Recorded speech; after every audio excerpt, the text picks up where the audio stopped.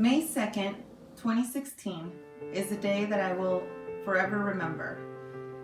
That day was the day we got some heartbreaking news that potentially being parents was not going to be a possibility for me and Jorge. That was a heartbreaking day, and I remember that afternoon vividly. After a year of trying, it just wasn't happening for us. And now we're facing this harsh truth that something that we deeply desired may not happen.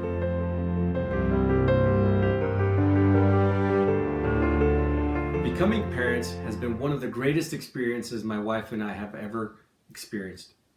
It didn't come easy. It wasn't the fairy tale story that we all dream about. It tested our faith. It tested our patience. It tested our relationship. But at the end of this journey, I was reminded that miracles still happen every day. After going through several tests, finally the Nevada Center for Reproductive Medicine called us and gave us our appointment, which we took during our lunch break because life goes on and you still have to do what you need to do. So during our lunch break, we go to their office, we sit down and we face our harsh reality about whether or not we can have kids. And the reality was that there was only one way that had the highest success rate for us to even have a chance at having kids. And that was going through the in vitro process. It was one of the toughest days for me personally. And we cried in the parking lot. It was just so much going on at once. Like, we knew we wanted this. We knew we wanted to be parents one day. And at that moment, you're faced with, if I don't do this, I might not ever have a chance to be a parent. So after crying, and I'm not a crier, but this broke me. This is the one moment in my life, in our lives, that I felt like I had zero control. There was nothing I could do to fix it. So we wiped our tears and went back into work because we still had commitments to follow through on. In less than 24 hours, Nadia and I spoke and spoke and spoke, and we decided that yes, we were going to move forward with the in vitro process. And that came with a whirlwind of emotions. A couple that I personally experienced, one of them was doubt. Even though during the process I didn't verbalize it because I didn't want to mess anything up, and I didn't want to affect our mindsets. I'm human, and in the back of my head there was always that thought, what if this doesn't work? Can I deal with how I'm going to feel after going through all of this and find out that it's not going to work? The other emotion that was very real to me was judgment. How's my family? How's my friends? What are people going to think about me and us after going through this process? And it sounds kind of stupid now, right? But that was just a real raw emotion that at the moment I was worried about. How are people going to judge me if I'm doing this other process, which is not the natural way that I was born into, or you, or maybe even you? The question that continuously popped into my head is, will I have Jorge's support throughout the process? Will I have my family's support? My fear was that I wasn't going to have their support, that they weren't going to believe along with me. And that was probably the hardest part of the whole process.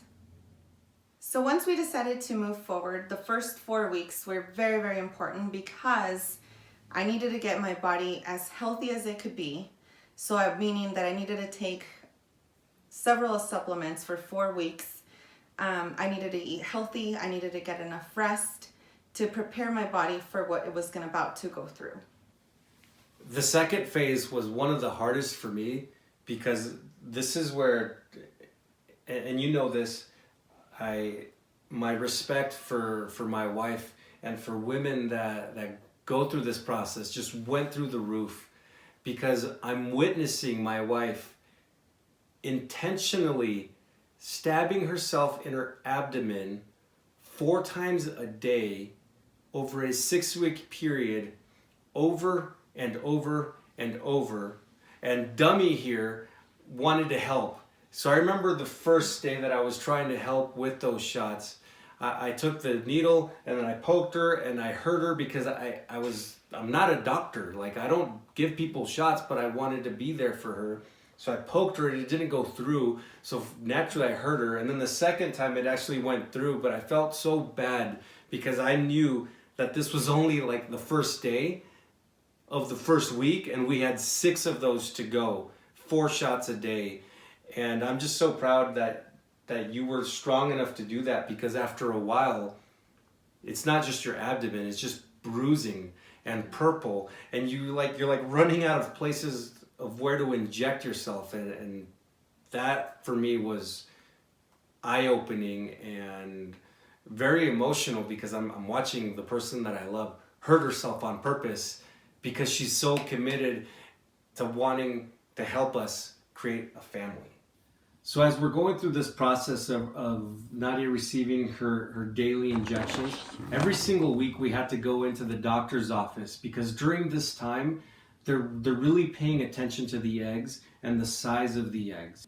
At the 6th week, the eggs grew enough for us to be able to move on to the next phase, which is now when we retrieve the eggs in order to create the embryo. So after the egg retrieval, now the process is creating the embryos. And from that retrieval, we were able to have 5 healthy embryos, to be able to now transfer them, meaning 5 opportunities to potentially have kids. I remember lying there on the clinic bed, and Jorge's by my side, and we're watching the ultrasound screen because we're getting ready to do our transfer. And then I fell asleep. And then I wake up and I have this in my hand, and it says, Nadia, all you need is faith and trust and a little baby dust that says miracles happen every day. When I woke up to this in my hand, I knew something good was going to come from the process that I had just gone through. Megan was the nurse coordinator that helped me throughout this whole process. She put this in my hand. Ella's about to be 2 years old, and I still have it because it means so much to me, because it was exactly what I needed at that very moment, to be reminded that faith, trust, and the baby dust was going to get me through. I remember I had to do, I couldn't find out the conventional way, take a regular test at home and find out that I was now expecting. My process was going into a clinic and getting my blood drawn 2 different times. And after the second time, I was going to find out the results. So by September, the middle of September, we found out that Ella was on her way. So I remember I was coming back from my lunch break, and then that's when Megan called. And I walked into the office, and I was just running because I was so excited to tell you. Yeah. But you were on a phone call, and I remember standing there being like, I need a minute. Yeah. And then I got some of the best news ever, which was we're pregnant. Like, it was it was like this weight was lifted off of our shoulders, and it was just, I want to say the word magical. I know it sounds kind of cheesy, but it was just so special because it was like we beat the odds. Like, even though there was this fear back here that I never spoke about, it wasn't the reality. Now it was a possibility, and we were going to be parents. Oh my gosh, I was over the moon. I always knew that we were going to get through it one way or another. But when I got that news, I was so excited. I remember even Megan said, I think you stopped listening to me because there was instructions of what was to happen next. And of course, immediately we wanted to tell everyone. Yes. But even now, though she told us not to. Yeah. Megan told us to wait because, there's always that possibility that your body doesn't sustain it. But and we were like, forget that. We're telling everybody. I felt like I couldn't hold it because there was a lot of people behind us that had been supportive. My fear was not even at that moment anything that I was concerned about anymore, because my mom was there for me, our coworkers were there for us, friends, family, everyone was rooting us on, that we had to share the news. Yes. So I think maybe like 2 weeks after, well, we did go through the ultrasound. We heard her heartbeat for the first time, and then that's when we decided we're not gonna wait. We believe this far, and we know that we're gonna have a child. And nobody ever judged us. I feel like the more we talked about it and felt more comfortable sharing, I don't know, I'm almost like proud of it, you know. Like I felt like, yeah, we did it, and well, you did it. I was just there, but the fear of judgment completely got eliminated because that never happened. No one ever judged us, and if they did, I don't really care, because our intentions were pure. It's not like we were trying to sell dope.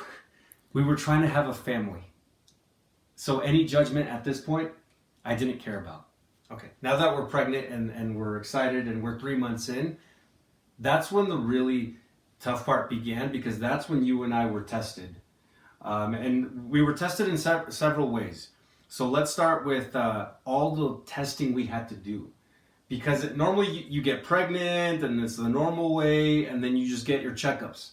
But because of the in vitro process, they were testing for freaking Parkinson's disease and Down syndrome. They were testing for all kinds of things. So it's not like we were just like, all right, cool, let's just go see the baby. It's like, okay, let's go see the baby and let's find out if they got Down syndrome. So it was like, it was kind of stressful. Like we were excited about those appointments, but nervous at the same time, because we didn't know what the next test was going to reveal. And then there was another test because they wanted to make sure that the baby was healthy. So I feel like that part, to me, it kind of stole a little bit of the sunshine from the pregnancy, because we knew that there had to be all this extra testing to make sure that the baby was growing the right way.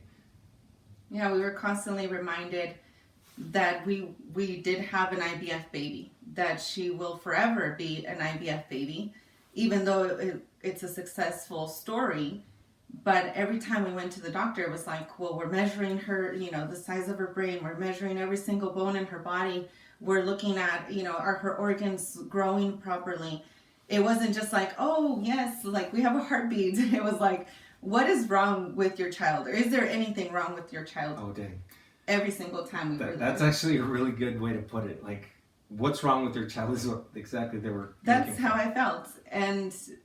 But I understood that because it was part of the process. Like, we had to. We had so much information coming at us that it was to a point where, you get down. You were like worried. Even though we were growing a healthy baby, we were just constantly reminded, like, let's make sure it's okay. Are we okay? Are we okay? It was a constant question for the next 9 months. So on top of all the doctor visits and everything, Nadia was just like every other pregnant woman that literally wants to kill her husband. So those of you men out there that have kids, you know what I'm talking about. So we are back to May 2nd, but now of 2017. And crazy enough, what an irony, that Ella was actually born a year later on the day that we were told we potentially were not going to be parents. Then finally, on the day that Ella was born, I'm sure Renown Hospital was eager to get rid of me because I was pretty much telling them how to do their job and what not to do. To the point where, like, when she was crowning, I don't know if you remember this, but our original doctor was not the delivery doctor. She was not in that night, but it was another guy.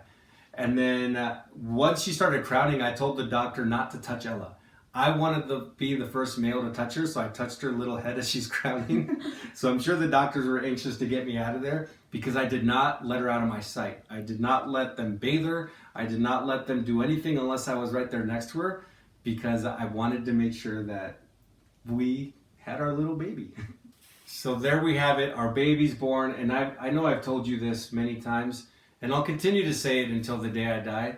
And I've told you, I can't wait for Ella to be grown and to one day, because you know how kids get all rebellious and they say, you don't love me.